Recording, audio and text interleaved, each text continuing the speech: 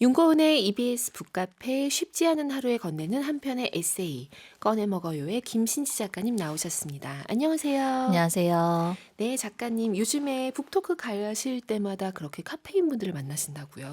정말 카페인이즈 에브리웨어예요. 와, 어떻게 주로 자신을 밝히시던가요? 우리 카페인 분들이. 은밀하게 다가오셔서 서로의 암호를 주고받을 저 카페인이에요. 속삭이세요? 네, 속삭여 주시면은 이제 제가 엄청 반가워하면서 네. 그러시군요 이러면서 근데 진짜 어느 지역을 가든 한두 분은 꼭 그 얘기를 해주셔가지고 너무 왜냐하면 그렇게 못 다가오는 분들도 분명 계실 거라고 생각하거든요. 네, 그쵸, 그것까지 맞아요. 생각하면은 맞아요. 카페인 정말 어디에나 있다. 정말 딱 보면서 사실 나도 숨은 카페인인데 하시는 분들도 맞아요. 계신 거죠. 속으로 삼키고 계신 거죠. 그렇죠. 왜냐면 내향인이기 때문에. 네. 내 향이 아닐 수도 있는데 그냥 귀찮아서. 그럴 수도 있고요. 근데 아무튼 늘 반가워하면서 네. 그런 얘기를 아주 반갑게 환대하면서 그럼 괜히 그러니까 너무 좋죠. 맞아요. 아는 사람 같이 느껴지거든요. 맞아요. 그래서 늘 좋습니다. 어딜 가나. 우리 카페인 분들 들으셨죠? 여기저기서 우리 카페인 분들도 아시는 북카페에서 만난 작가님들 마주치게 되면 망설이지 말고 가서 인사하시면 좋을 것 같아요. 네. 갑자기 그런 생각 나네요.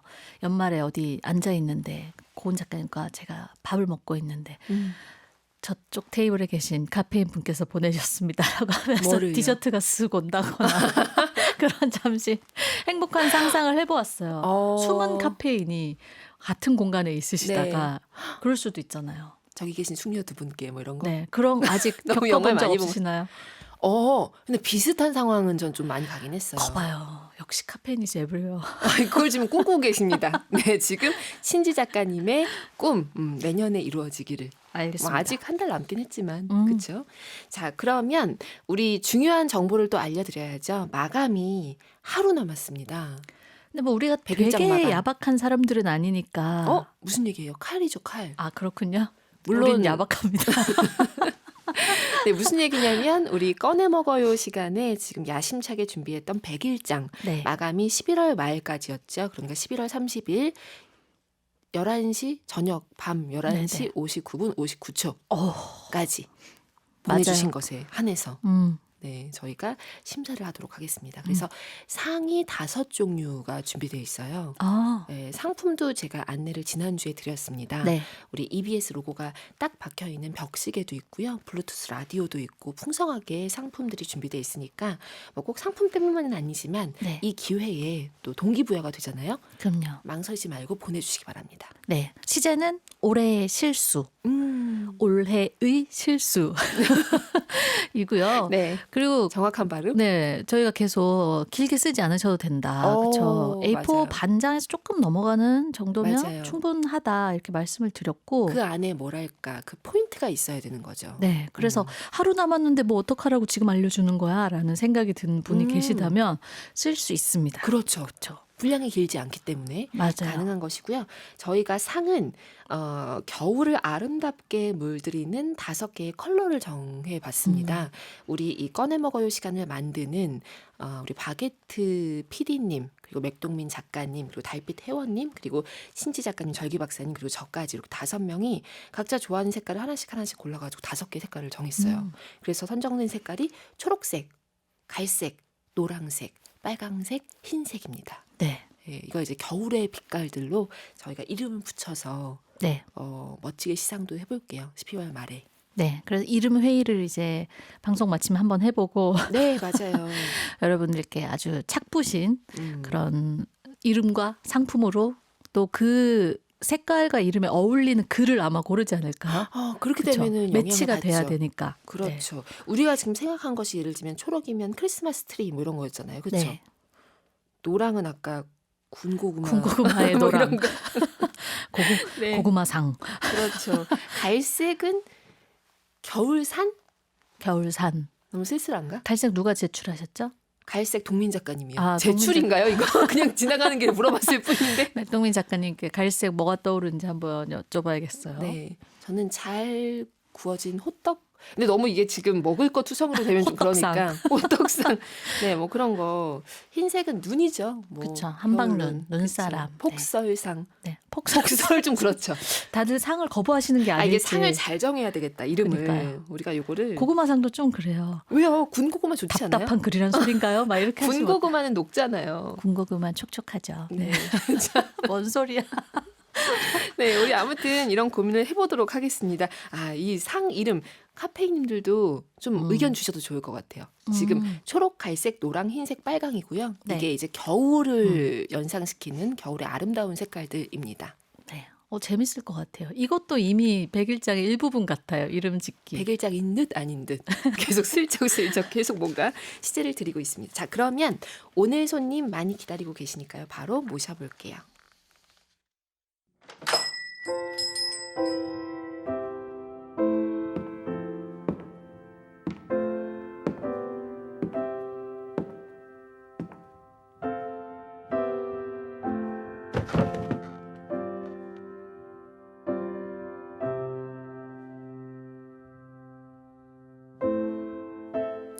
어이 젊은 친구, 신사답게 행동해. 어느 영화의 명대사를 들을 때마다 하는 생각. 저도 그러려고 했죠. 신사답게, 어른답게 살려고 했는데 마음처럼 되질 않더라고요. 진짜다. 어른이 처음이라 그런지 도무지 어른다운 어른이 뭔지 모르겠고, 어른다운 어른이 누군지도 모르겠고, 어른 아닌 척 살까 싶었는데 이게 웬걸. 주름에 새치에 그것도 여의치 않다. 저 대신 어른 해주실 분 어디 없나요?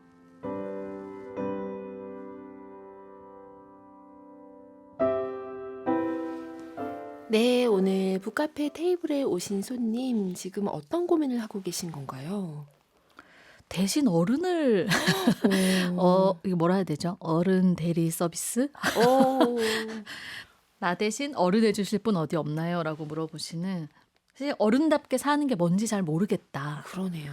라고 고민하고 계신 또 음. 손님이 오셨습니다. 그런데 분명히 이제 나이로 봐서는 어른이다 할 법한 나이가 된 거고. 새치와 주름이 그렇죠. 네, 그런 상황인데 지금 어른의 압박감은 느끼고 있으나 어른이 정확히 어떤 건지 잘 모르겠다. 굉장히 부담을 많이 느끼시는 분 같습니다. 그쵸. 근데 어른답다가 뭘까요? 어른답다. 아이 같지 않다. 어른답다. 뭔가 아이 같지 않다는 아닌 것 같은데. 아이 같은 면도 있죠. 있죠. 어른답다는 그래서 이런 게 되게 흔하게 쓰는 말인데 막상 딱 규정을 해서 각자의 정의를 내려보려고 하면은 명확하게 이렇게 정리가 되기 어려운 또 표현인 것 같아요. 그렇죠. 그 보통 일상에서 참 어른답지, 어른스럽지라고 말을 할 때는 자기 혼자만 생각한다기보다는 타인을 좀 배려하고 희생하려고 하는 사람들을 볼 때, 그럴 때 그런 얘기 하게 되는 것 같기도 하고. 맞아요. 그리고 좀 의젓할 때, 맞아요. 어린이도 의젓하게 행동할 때 어른스럽게 행동한다 이렇게 말하는 것처럼 좀 맞아요. 의젓한 태도나 행동을 그렇게 말하는 것 같기도 하고요.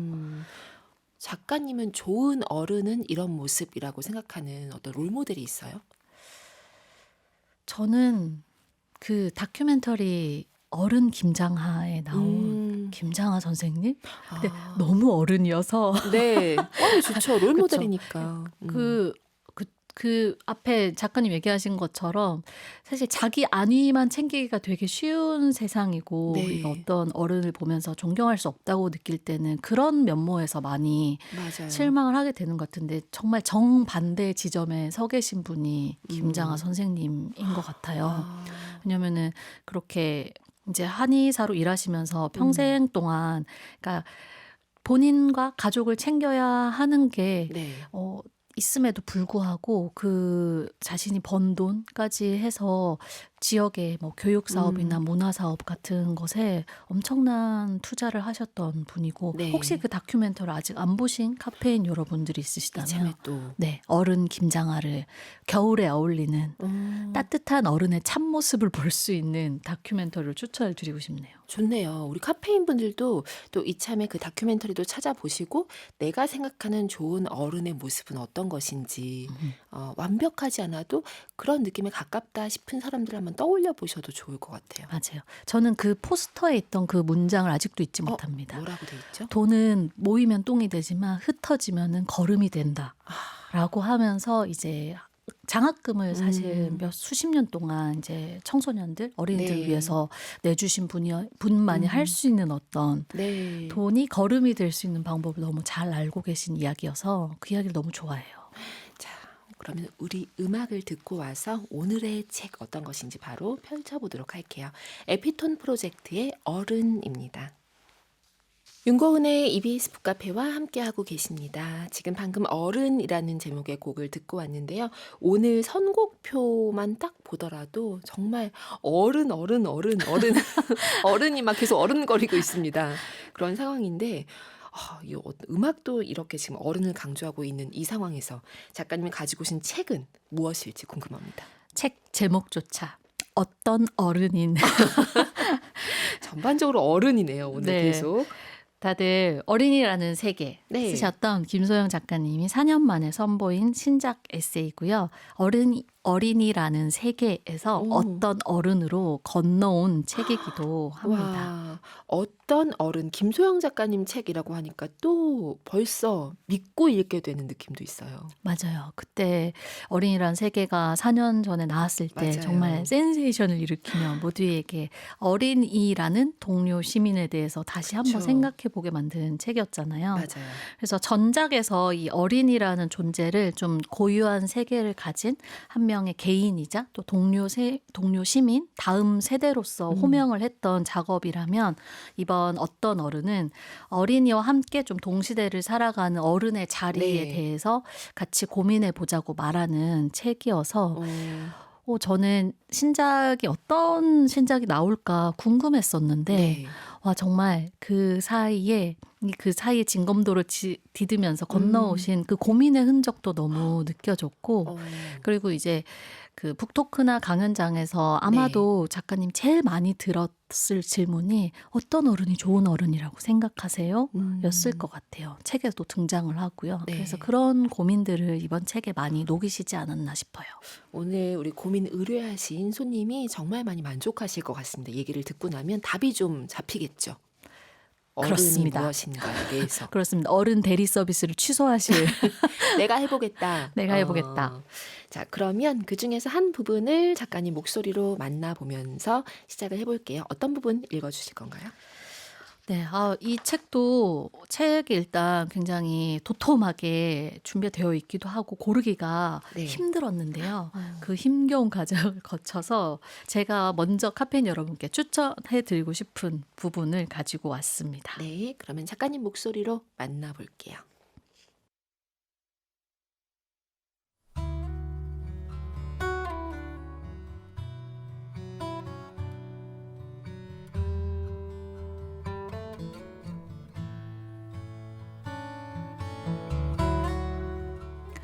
어린이와 관련된 일을 하면서 많이 듣는 이야기다. 옛날에 비해서 요즘은 어린이를 많이 위해준다. 우리 자랄 때보다 많이 누린다는 말. 솔직히 질투가 난다는 분을 만난 적도 있다. 나 역시 어린이책 편집자로 일하면서 와, 요즘 어린이들 부럽다. 이렇게 좋은 책을 어렸을 때 읽었으면 나도 훌륭한 사람이 됐을 텐데. 같은 말을 농담 삼아 하곤 했다. 어린이들의 출발점이 나의 세대와 다르다는 게 좋기도 하고 고백하자면 조금은 샘도 났다.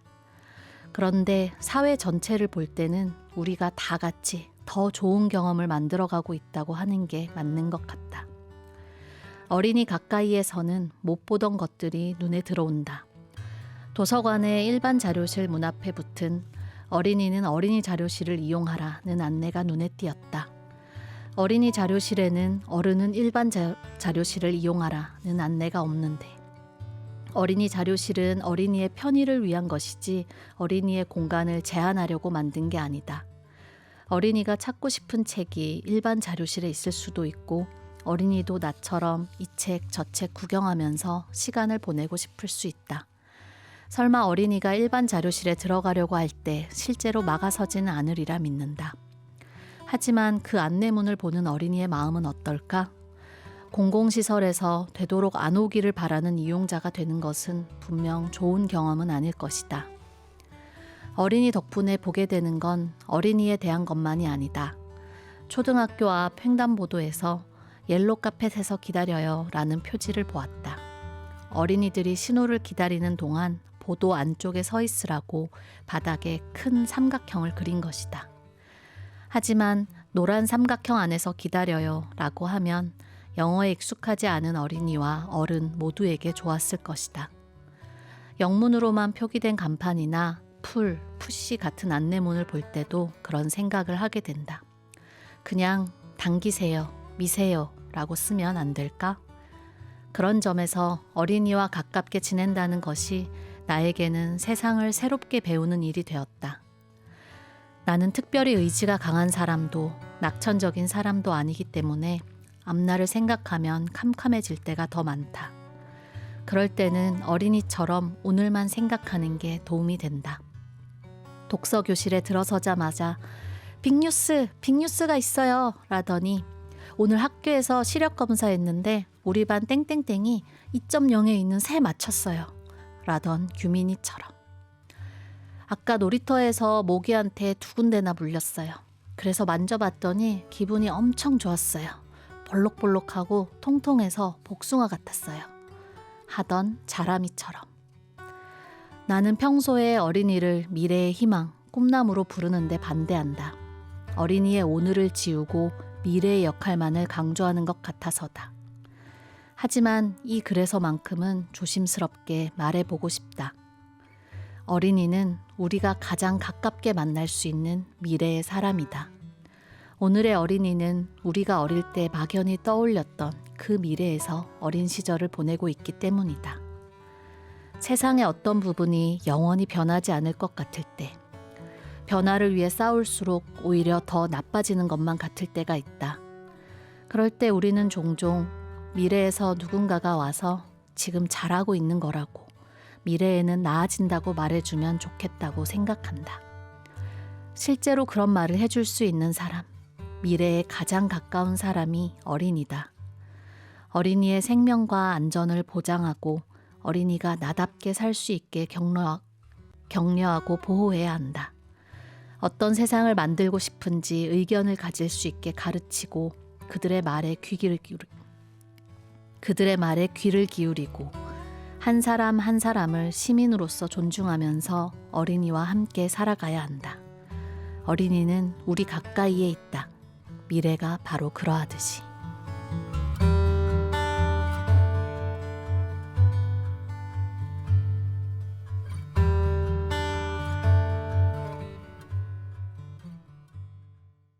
옥상 달빛의 어른이 될 시간 듣고 왔습니다.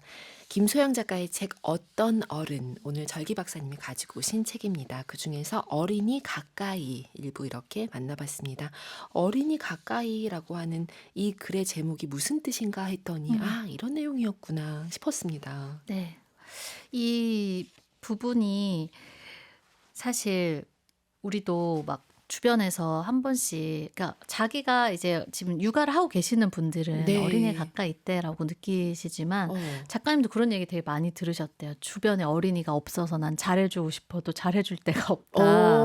그냥 어린이라는 세계를 쓰고 나서 네. 많이 받았던 질문 중에 아, 그래서 여기 책에서도 말하시는 게 사실 길에서 그런 카페에서 식당에서 내가 만나는 어린이들에게 환대해주면 좋겠다. 그리고 어딘가에서 세상은 이런 곳이구나. 사람들은 서로를 이렇게 대하는구나를 지켜보고 있는 어린이가 항상 있다고 생각하면 그쵸. 좀 더 우리 아까 말한 대로 의젓하게 행동하게 된다는 그런 얘기가 등장을 해요. 근데 그렇잖아요.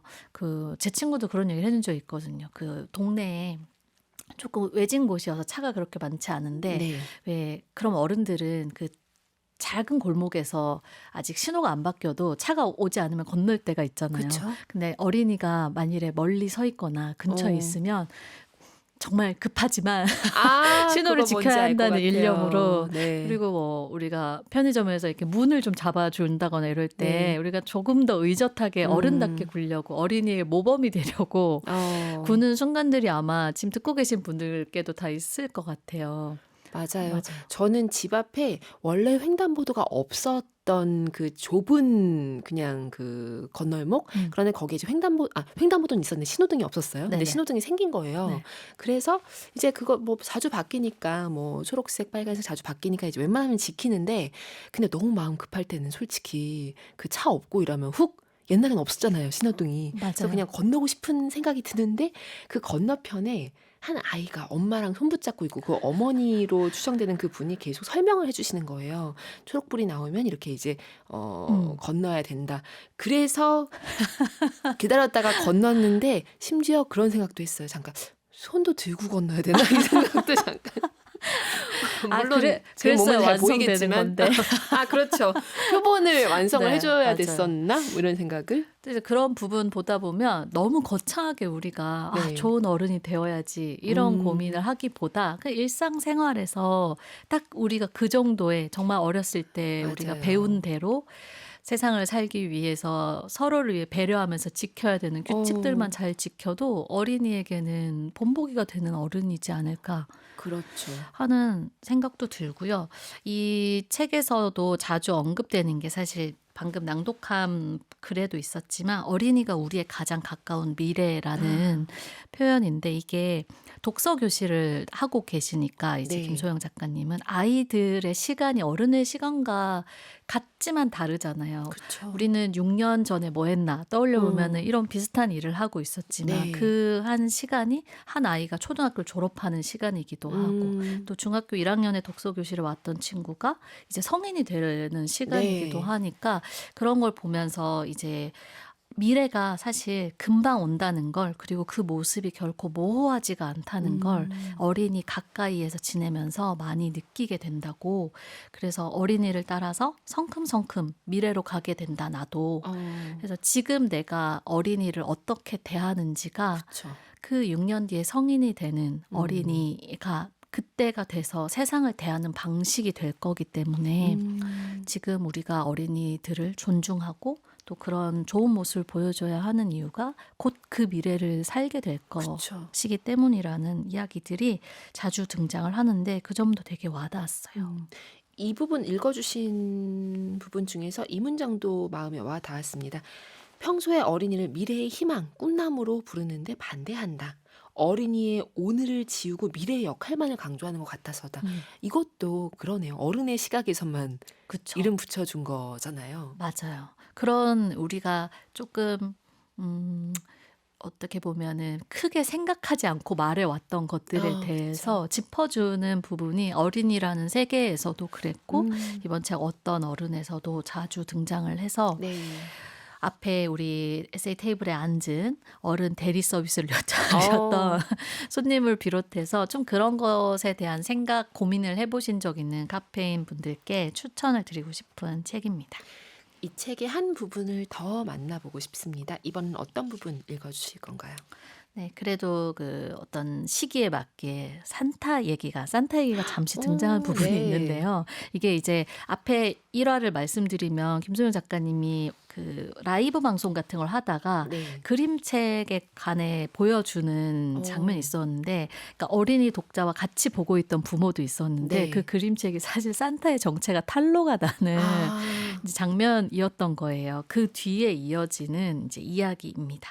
네, 자 지금 혹시나 아이와 함께 네. 듣고 계신 분들은 잠시 거리두기가 필요할 것 같기도 하네요. 귀를 막아야 하나? 네, 원하시는 대로 네 잠시 미리 예고를 드립니다. 그러면 낭독 듣고 올게요.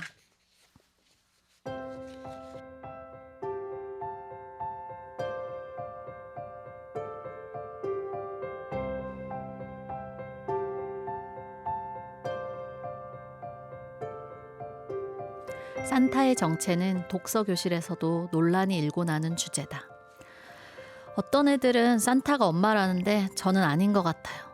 우리 엄마 그렇게 비싼 걸 사줄 리가 없거든요.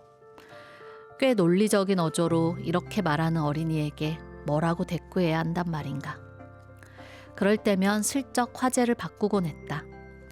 이제 5학년이 되는 정우에게 이제 다 알겠거니 하고 이 이야기를 하다가 혹시 하고 멈칫했다. 다행히 정우는 빙글빙글 웃으며 말했다. 선생님, 동심 파괴하셨네요. 정우는 산타에 대해 안 지는 오래됐지만 안 믿는다고 하면 선물을 못 받을까봐 한동안은 계속 믿는 척 했다고 한다. 가만, 선물을 받고 싶어서 산타를 믿는 척 하는 것도 동심 아닌가? 정우가 저야 뭐 이제 다 컸죠 하는 얼굴이라 차마 그런 말을 하지는 못하고 속으로만 웃었다. 그런데 사실 나는 동심이라는 단어를 쓰기가 늘 조심스럽다. 단어 자체로 보면 어린이가 느끼고 생각하는 것, 하고자 하는 바를 뜻하는 말이니 문제될 것이 없다. 문제는 이 말이 쓰일 때는 주로 어린이의 밝고 착한 마음과 순진하고 귀여운 생각 등 긍정적인 뜻만이 담겨 있다는 것이다. 순수한 동심, 동심을 지켜준다처럼. 그러나 당연하게도 어린이의 마음에는 그늘도 있다. 조절하기 어려운 짜증과 불만, 질투와 이기심이 있다. 어리기 때문에 오히려 편견이 심하거나 무례한 어린이도 있다. 이런 마음에 대해서도 어른들은 지켜주고 싶은 동심이라고 할까? 동심에 대한 오해는 결국 어린이를 어른의 세계와 떼어놓는다. 어린이가 옳은 마음이나 천진한 낙관을 보여줄 때 단지 어려서, 순진해서, 잘 몰라서 그런다고 생각하는 것이다. 동심은 찬미되는 것만큼이나 무지하고 현실 감각이 없는 것, 철없는 생각으로 치부될 때가 많다. 어른이 되면서 잃어버릴 수밖에 없고 잃어버려야 성숙해지는 무언가로.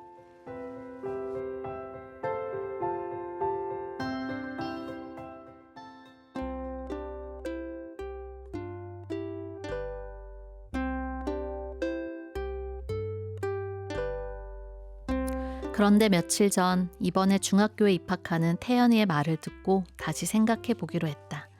태연이는 이제 어린이날 선물을 못 받을 것이 아쉽다고 하면서 몇 살까지가 어린이냐고 물었다. 정해진 건 없지만 보통 초등학생까지를 어린이라고 하긴 하지. 그런데 유엔 아동권리협약에서는 18살이 안 된 사람들까지 어린이라고 해. 성인이 되기 전 사람들을 모두 어린이로 보호하자는 뜻일 거야. 그럼 우리나라도 중학교 1학년까지는 어린이로 해주면 좋겠어요. 저도 이제 막 어린이가 끝나가지고 아직 모르는 게 많거든요. 어린이가 끝난다니. 그럼 어린이의 마음이 이제부터 청소년의 마음이 되는 걸까? 19살이 되면 어른의 마음이 되고 어딘가 이상하다.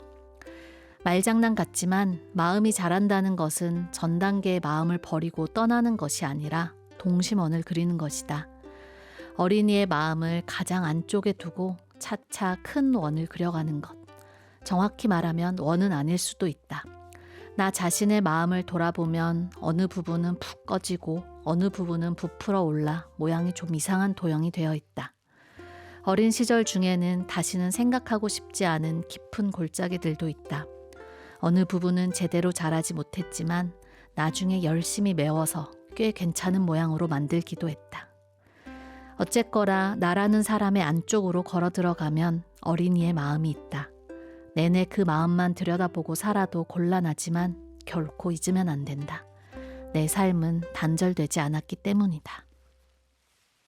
김소영 작가의 책 어떤 어른에 담긴 글 동심이란 중에서 이렇게 한 부분 만나봤고요. 이어서 유아의 숲의 아이 봄보야지 듣고 왔습니다. 어린이가 끝나가지고 아직 저는 이제 어린이가 끝나가지고 아직 모르는 게 많거든요. 이 말 너무 귀엽게 느껴졌습니다. 그렇죠. 저는 이제 막 어린이가 끝나가지고 약간 이런 느낌이잖아요.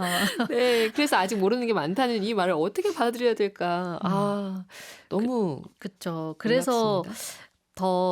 사실은 단절되지 않고 쭉 이어지는 네. 시간이잖아요. 이 책의 서문에도 사실 내가 어린이였던, 청소년이었던, 어른이었던 그 날들 내내 나는 그냥 나였다라는 문장도 등장을 해요. 그리고 이 책의 구성 자체가 크게 3부로 되어 있는데 이제 어. 1부가 어린이, 2부가 청소년기, 3부가 어른 이런 네. 식의 구성으로 했던 것도 사실 그 어린이와 어른의 시간이 단절된 시간이 아니라 이 어린이였던 어떤 한 사람이 또 청소년기가 되어서 또 그때만 가능했던 감수성들과 그렇죠. 자아 정체성을 확립하면서 자연스럽게 어른의 시간에 진입하는 이야기를 책 전체에서 보여주고 싶어서 또 이런 구성을 취했다는 생각이 들더라고요. 네.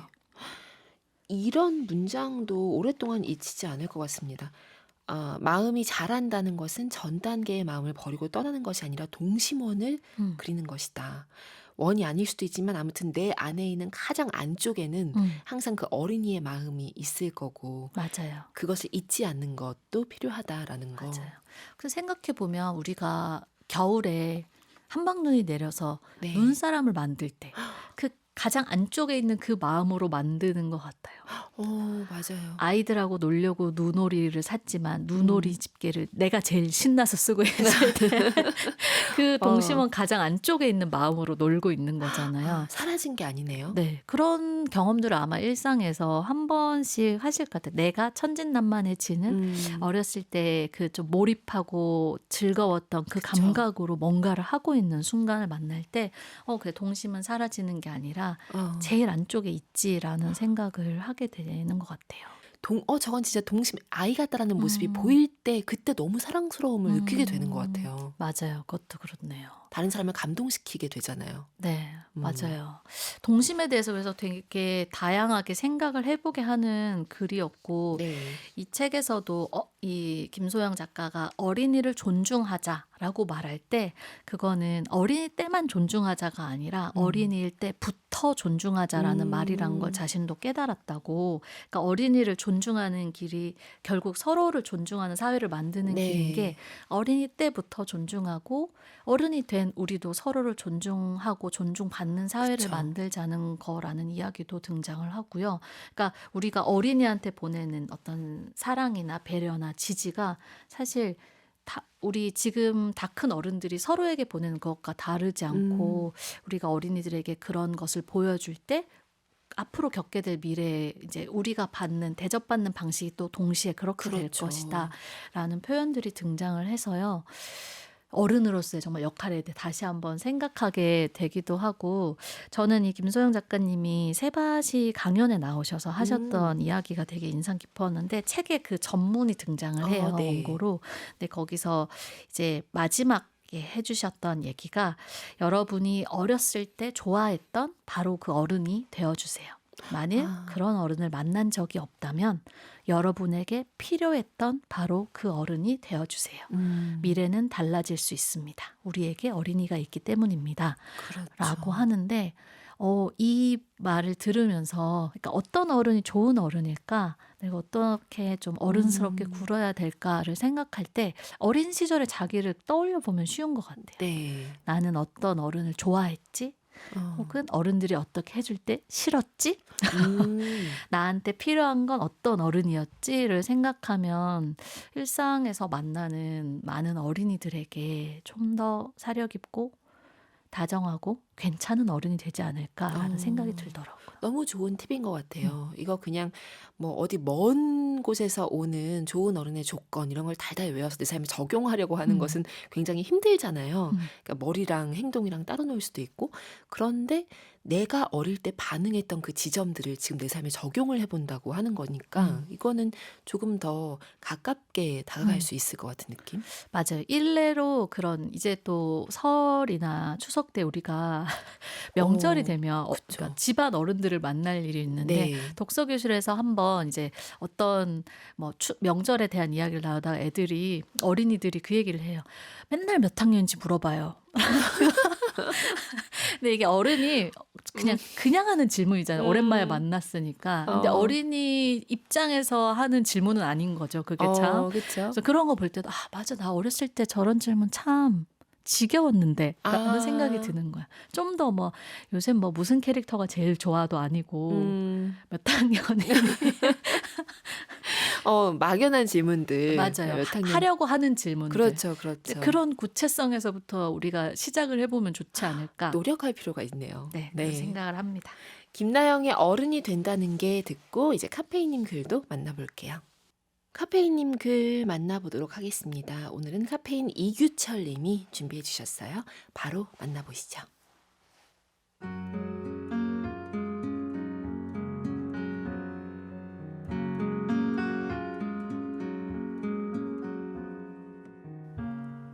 도서관에서 추억 여행 이규철.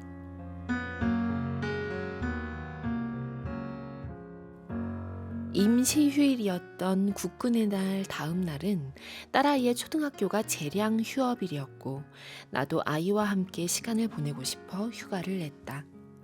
아이와 함께 집에서 이른 점심을 먹고 도서관으로 발길을 향했다. 나는 처음엔 무슨 책을 볼까 눈에 들어오지 않았지만 문득 북카페 에세이 시간에 들었던 마스다미리의 영원한 외출이 떠올랐다. 다행히 도서관에서 영원한 외출을 대출했고 첫 페이지를 펴자 삼촌과의 이별 이야기가 나왔다. 작가가 생전 삼촌과 함께했던 다정했던 일화들을 읽으며 내 마음이 쿵하게 울렸다.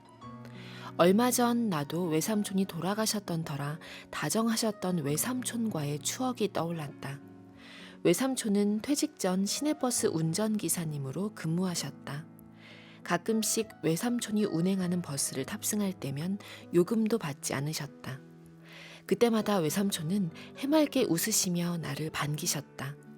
시내버스를 운전하며 목적지 가는 길까지 서로의 안부를 물으며 반가움을 전하였고 나중에 버스에서 또 만나자고 약속했다.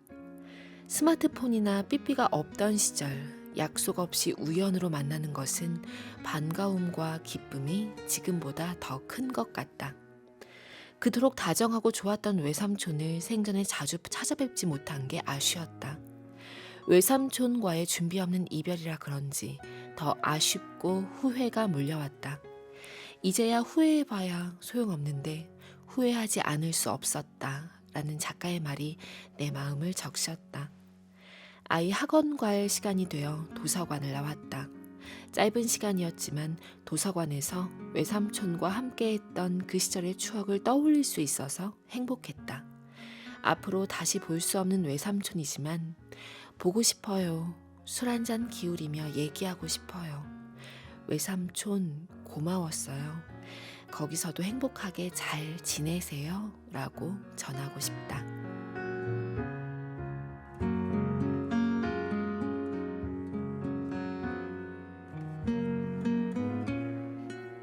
네, 오늘 카페인 이규철님의 에세이 도서관에서 추억여행이었습니다. 어떻게 들으셨나요? 참 책이 어떤 사람을 만나는 아, 그런 운명적인 순간들이 있는 것 같아요. 이렇게 운명이군요, 이거. 네. 이날 이렇게 문득 떠올라서 그 그쵸. 영원한 외출을 폈는데 거기 삼촌과의 일화가 나와서 네. 또 외삼촌을 떠올리는 이 시간을 보내신 것 자체가 되게 좋네요. 그 실제로 이렇게 기억했다가 읽어주신다니까 그 부분도 감동스럽고 그 이렇게 버스를 탔는데 외삼촌이 기사님이고 거기 두런두런 뒷자리 아마 서서 얘기를 나누셨겠죠. 네. 그 장면 자체도 너무 하나의 그림 같은 장면인 거예요. 외삼촌이 해맑게 웃으면서 반겨주시고 서로 안부를 물으면서 이렇게 버스 안에 함께 있는 그 시간들 맞아요. 그런 게 사실 이렇게 묘사하신 것처럼 이 규철님 마음 안에 너무 아름다운 한때 그림으로 남아 있으니까 그것도 참 좋은 일 같습니다. 도서관에서 신지 작가님이 소개해 주셨던 그 마스다미리의 영원한 외출을 펼쳐든 것도 운명 같은 우연이잖아요. 그런데 또 이 외삼촌과 버스에서 우연히 만나기를 약속하면서 또 헤어지고 했던 거, 이거 지금 시절에는 좀 있기가 어려운 거잖아요. 맞아요. 우연을 약속하면서 음. 헤어진다라고 하는 것이 그렇기 때문에 더 오랫동안 기억에 남아있지 음. 않았을까 싶기도 음. 합니다. 너무 따뜻한 글이었습니다. 네, 이 외삼촌 고마웠어요. 거기서도 행복하게 잘 지내세요라고 전하고 싶다라고 하셨는데 저희 또 방송에서 이렇게 소개했으니까요. 이 마음도 더 크게 전달되지 않았을까라고 생각을 해봅니다. 오늘 이렇게 마무리하고 다음 주에는 이제 우리 카페인님들의 글이 모두 도착한 상태에서 네. 또 꺼내 먹어요를 열어보게 되겠네요. 네. 그렇지만 아직 심사를 진행하고 있을 순간일 것 같고요. 맞아요. 저희가 아주 하나하나 한 땀 한 땀 네. 열심히 읽으면서 심혈을 기울여서 심사를 하겠습니다. 네, 알겠습니다. 오늘 감사했습니다. 네, 감사합니다. 카펜터스의 싱잉 들려드리면서 오늘 마무리하도록 하겠습니다. 카페인 분들 오늘도 고운 하루 만드세요.